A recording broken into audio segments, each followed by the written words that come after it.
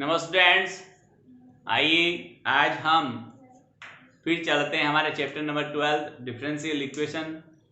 और इसमें हमने इस तरह के अवकल समीकरण को पढ़ा था जिन्हें होमोजीनियस में कन्वर्ट करना आसान है या जो होमोजीनियस में कन्वर्ट हो सकते हैं, जो समघातीय समीकरण बन सकते हैं। इस तरह के हमने सवालों का अध्ययन किया था। एक एग्जाम्पल और एक सवाल मैंने आपको बोर्ड पे करवाया था। इस तरह का एक सवाल आज और करवाता हूँ, उसके बाद हम आगे बढ़ेंगे। और वो है 12.7 का फर्स्ट डाउट ही आपको मैं एक्सप्लेन कर रहा हूँ। देखिए फर्स्ट डाउट क्या है। dy by dx is equal 3x plus 2y। dy by dx is equal 3x plus 2y minus 5 upon 2x plus 3y minus 5 is equal, यहां पर प्लस है, इज इक्वल 0 है। जब इसे हम dy by d x is equal form में लाएंगे तो इसके पहले माइनस कॉमन आ जाएगा। 3x plus 2y minus 5 by 2x plus 3y minus 5 हो जाएगा। यहां पर थीम क्या चलेगी स्टूडेंट्स कि स्मॉल x को कैपिटल X प्लस h मान लेंगे और स्मॉल y को कैपिटल Y प्लस k मान लेंगे। यहां पर अचर पद का मान 0 के बराबर रखने पर h और k के वास्तविक मान पता हो जाएंगी, और उन मानों की सहायता से जब हम अचर पद को विलोपित करेंगे तो उस स्थिति में जो बचा हुआ भाग है वो एक समघातीय अवकल समीकरण के रूप में कन्वर्ट हो जाता है। तो आइए देखते हैं क्या है। यहां मान लेंगे हम कि माना small x is equal capital X plus h तथा small y is equal capital Y plus k। अब इन दोनों का हम जब अवकलन करते हैं तो small dx is equal capital dx, और यहां पर हो जाएगा small dy is equal d capital Y। इन दोनों वैल्यूज को हम जब यहां रखें तो हमारे पास क्या आया, जरा देखना।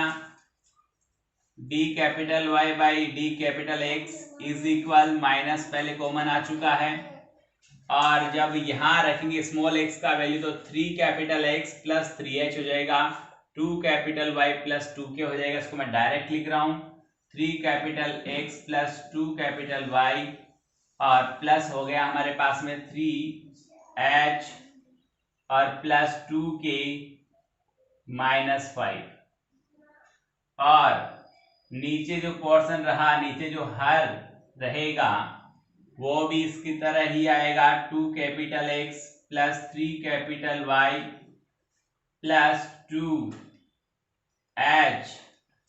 प्लस 3k माइनस 5 हो गए।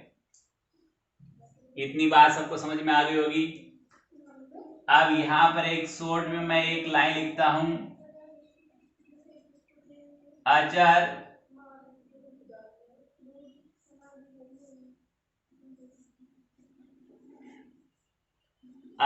पदों के विलोपन हेतु हम क्या करेंगे, अचर पदों के विलोपन हेतु हम ये करेंगे कि अचर जो पद हैं उनको 0 के बराबर रखते हैं और फिर इन्हें हल करते हैं। वो हो गया 3h प्लस 2k माइनस 5, ये भी 0 के बराबर होगा, और 2h प्लस 3k माइनस, ये भी 0 के बराबर होगा। इन दोनों को जब हम हल करेंगे तब हमारे पास h और k के मान आएंगे। ये हल करके दिखाना जरूरी नहीं है, आप लिखना दोनों समीकरणों को हल करने पर आइए देखिए, मैं आपको हल करके बताता हूँ। इसको 2 से गुणा कर दो तो 6h plus 4k minus 10 is equal 0, और इसको 3 से कर दो तो 6h plus 9k minus 15 is equal 0। दोनों को सब्ट्रैक्ट करोगे ये कट जाएगा। ये हमारे पास में 4k और ये माइनस का था 9k, तो माइनस के 5k बच गया। ये 10 था और 15 था, माइनस 5 बच गया, और साइन चेंज हो प्लस का 5 हो जाएगा, उधर जाके प्लस का 5 हो जाएगा, तो k का वैल्यू हमारे पास 1 आएगा। तो लिख देंगे दोनों समीकरणों को हल करने पर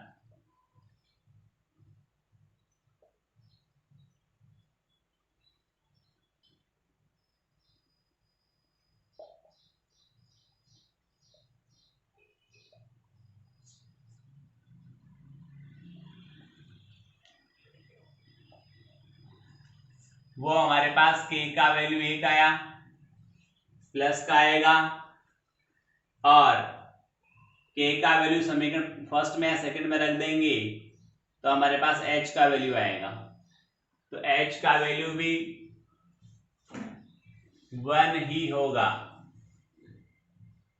इतनी बात सबको समझ में आ गई।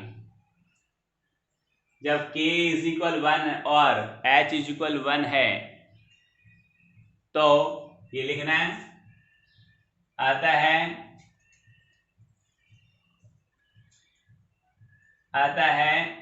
h is equal 1 and k is equal 1 रखने पर अवकल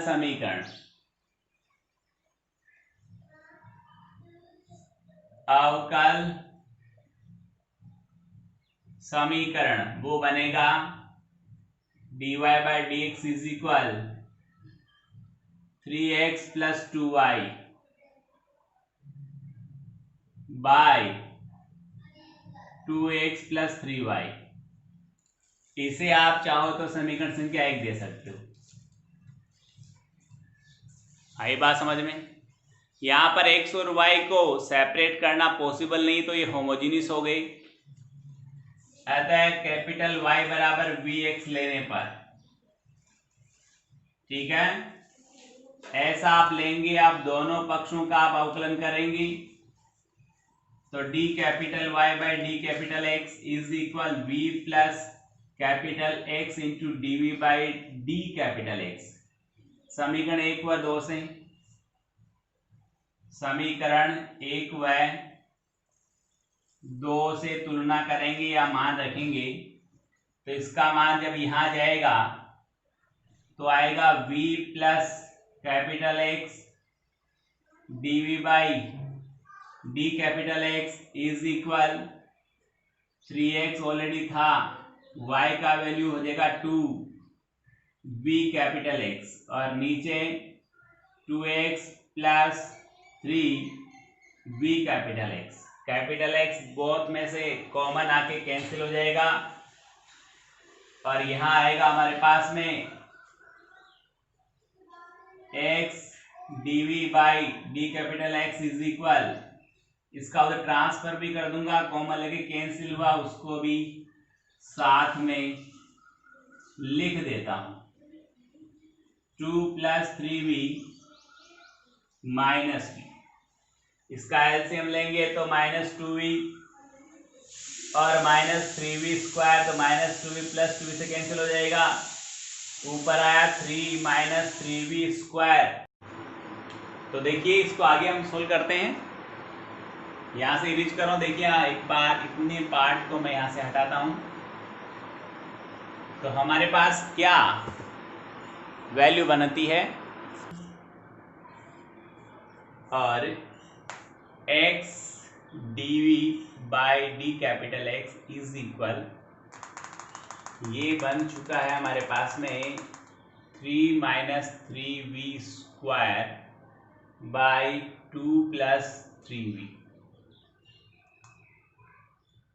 अब इसका इंटीग्रल करेंगे तो ये आएगा 2 प्लस 3v बाई 3, और 3 हम कॉमन ले सकते हैं तो 1/3 बाहर आ जाएगा, ये 1 minus v square into d v, और इसके पहले स्टूडेंट्स माइनस चल रहा था तो ये माइनस साथ चलेगा, यहाँ पर भी लगा दे माइनस, और जब यहाँ इसको वापस लिखते हैं तो भी माइनस लगा दें, और यहाँ जब ये चल रहा है तो भी इसके पहले क्या लगा दें, माइनस लगा दें।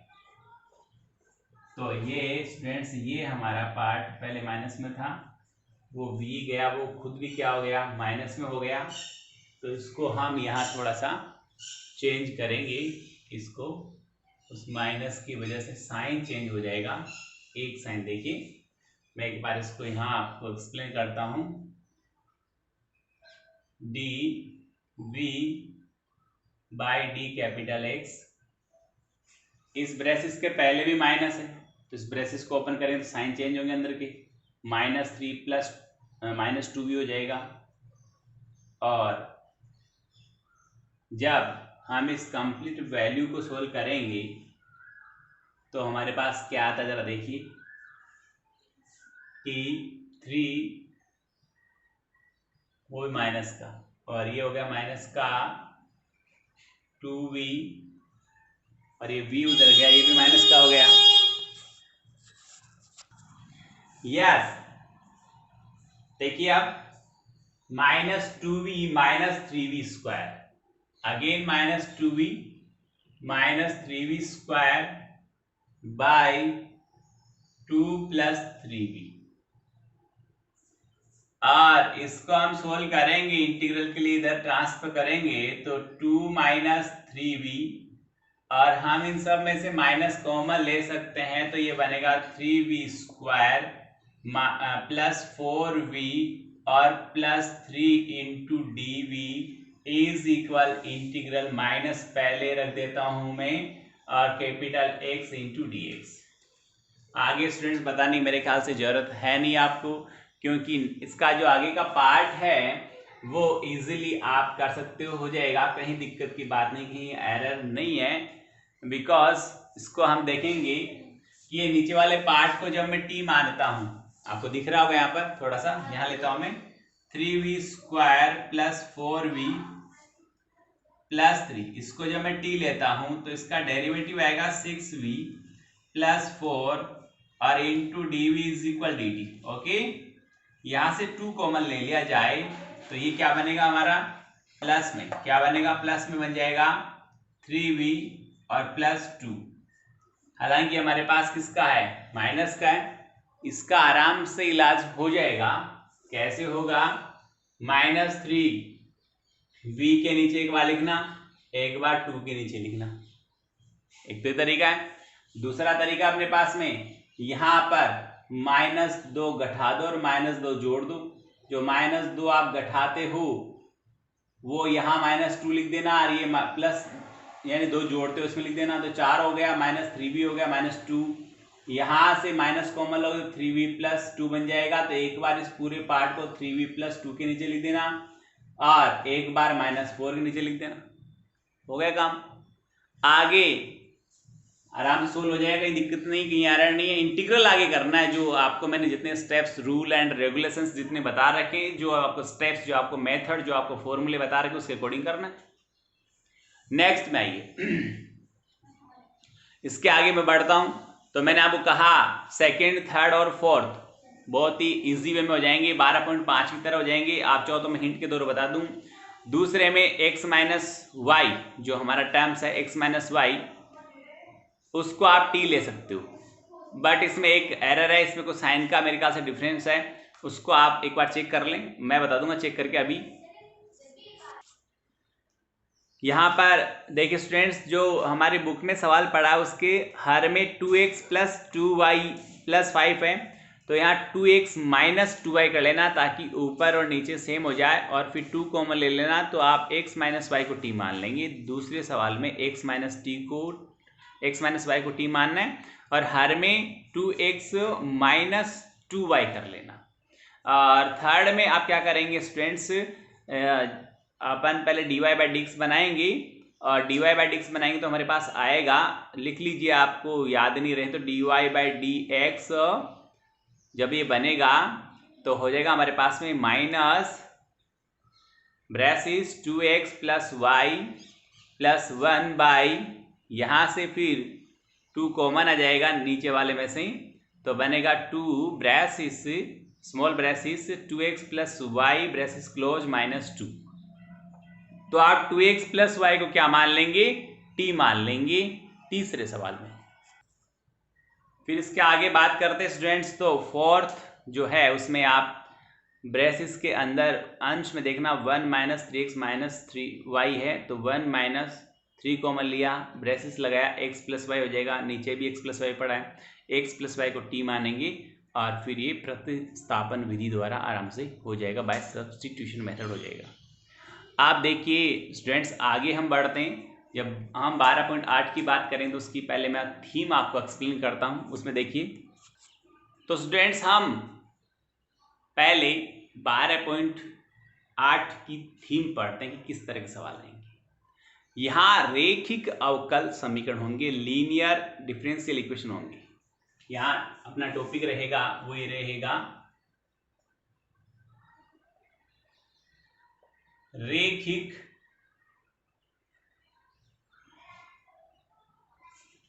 अवकल समीकरण।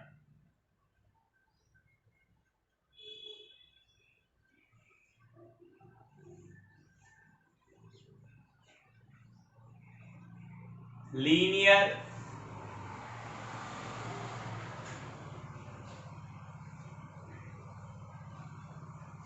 Differential equation.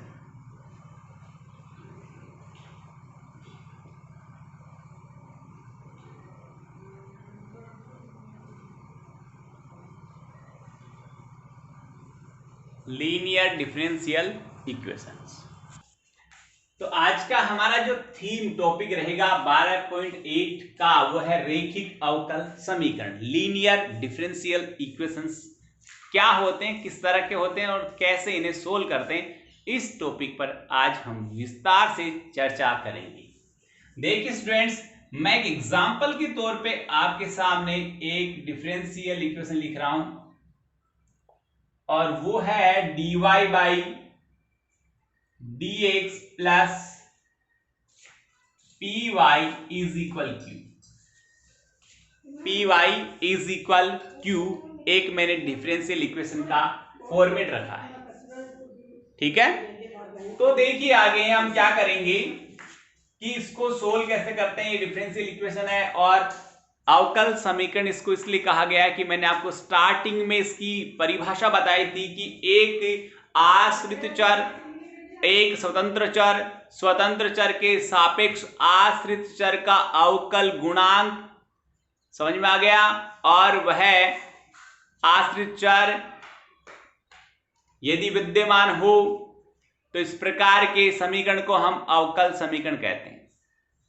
तो इसमें वो सब चीजें हैं, इसलिए एक अवकल समीकरण है। इसे हल करने का जो स्टेप्स है वो सुनिए।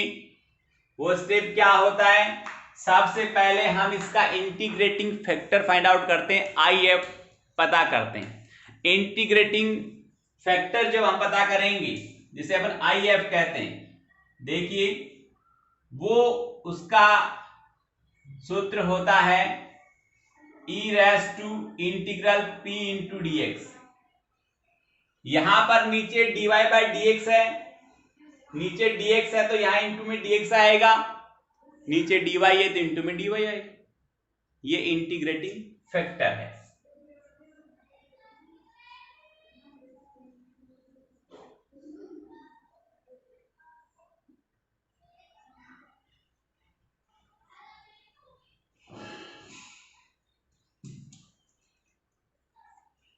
तो इंटीग्रेटिंग फैक्टर में आप देखिए इसका नेक्स्ट स्टेप, मैं सॉल्यूशन बता रहा हूं, हल किन स्टेप्स में करते हैं अवकल समीकरण को। कैसा अवकल समीकरण, रेखिक अवकल समीकरण को।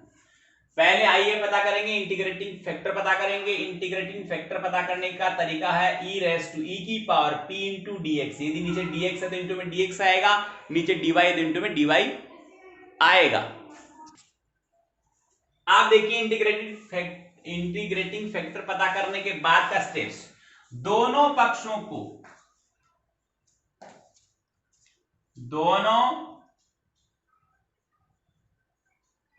को e raise to integral p into dx, brackets में लिखूंगा if, से गुणा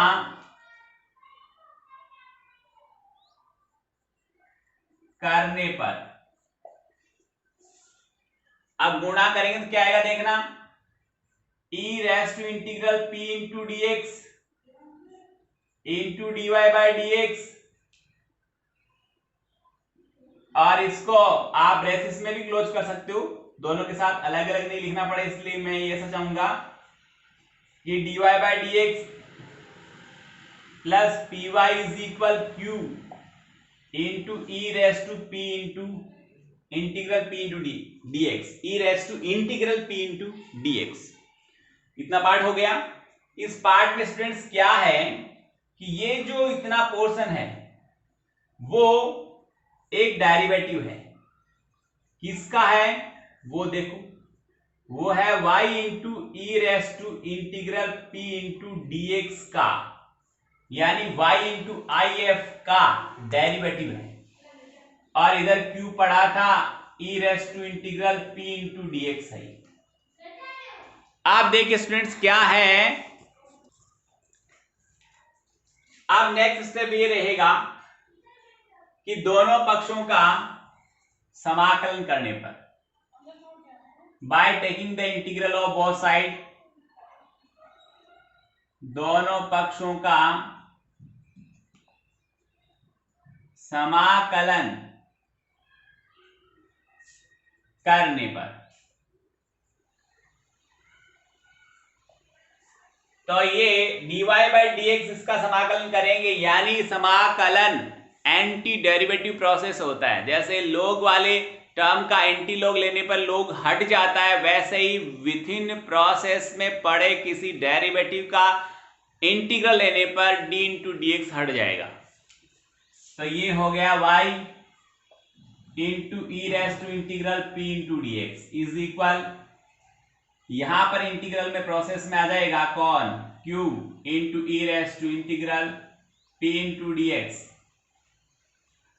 और इंटू यहां पर dx रहेगा, और इंटीग्रल होने के बाद इसका रिजल्ट किस में आएगा, c में आएगा। तो यहां y इज इक्वल आएगा e raise to minus integral p into dx, और फिर यहां ब्रैकेट क्लोज कर दें इसको, किसका integral, q into e raise to integral p into dx, यह आएगा, इंटीग्रल होगा इसका, और प्लस में c आएगा, ये लो c, ये रहेगा इसका फाइनल आंसर। ये उस दिए गए रैखिक अवकल समीकरण का हल कहलाएगा। ये फॉर्मेशन है, ये स्टेप्स हैं, किस तरह से होता है वो मैंने आपको यहां पर पूरा लिख के बताया, जरा देखिए एक बार गौर से।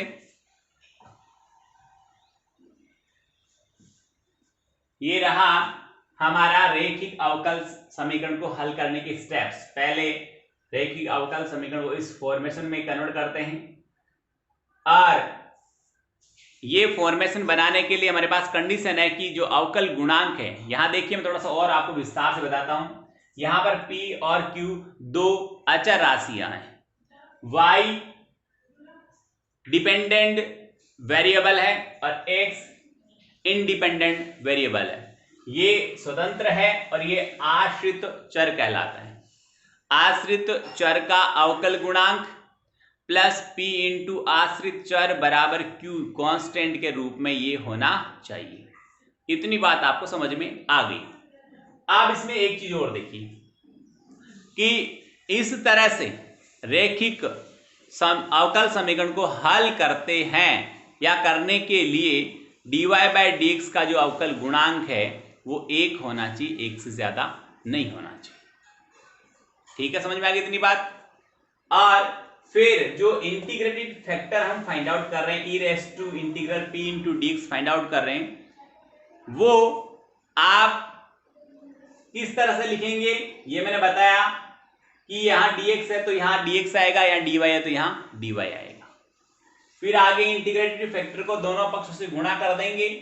गुणा करने पर जो आएगा LHS वो हमेशा ही y इंटू आई एफ, यदि dy बाई dx के रूप में, यदि फॉर्मेट में यदि अवकल समीकरण है तो हमेशा ही जब हम दोनों पक्षों को आई एफ से गुणा करते हैं तो बायां पक्ष सदैव y इंटू आई एफ बनता है, और यहाँ dx बाई dy है तो बायां पक्ष x इंटू आई एफ के रूप में बनता है। ये हमेशा के लिए हर सवाल में इस तरह से होगा, इसको आप ध्यान में रखें। आगे देखिए स्टूडेंट्स, इसके बाद आप दोनों पक्षों का अवकलन करेंगे, समाकलन करेंगे, और जब समाकलन करते हो तो यहां से d बाई dx हट जाएगा, रिमूव हो जाएगा, और RHS में जो भी पढ़ा उसका हम उचित विधि से, उपयुक्त विधि से और सारे स्टेप्स यूज करके समाकलन ज्ञात करेंगे। समाकल करने के बाद ये जो स्टेप्स मैंने लिखी है ये इसका लास्ट हल होता है, दिए गए अवकल समीकरण का अभिष्ट हल कहलाता है। इस प्रकार स्टूडेंट्स मैंने अवकल समीकरण, रेखिक अवकल समीकरण को हल करने की थीम आपको एक्सप्लेन की है, जिसको आप गौर से देखें, समझें और इस तरह से होने वाले सवाल को आप हल करें। यहां छोटी सी एक बात बताना चाहूंगा,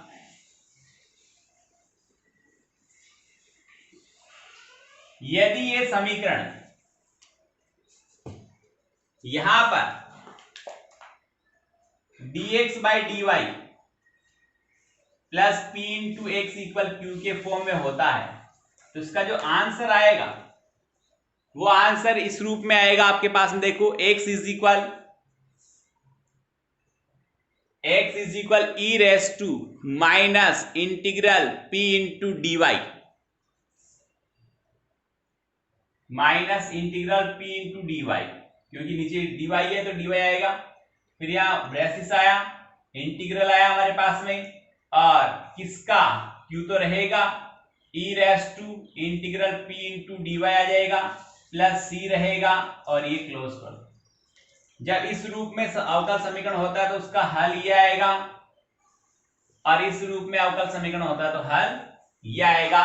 जरा एक बार गौर से बोर्ड पे सभी देख लें। यहां अवकल समीकरण हो गया हमारा।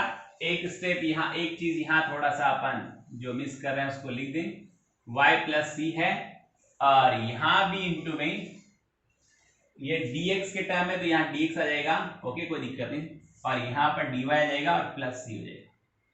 ये इसका फाइनल जो फॉर्मेशन आंसर का वो मैंने आपको एक्सप्लेन किया है। तो स्टूडेंट्स जो भी आपको एक्सप्लेन किया उसको ढंग से देखें, समझें, हल करें, होमवर्क करें, तैयारी करें। बहुत बहुत धन्यवाद।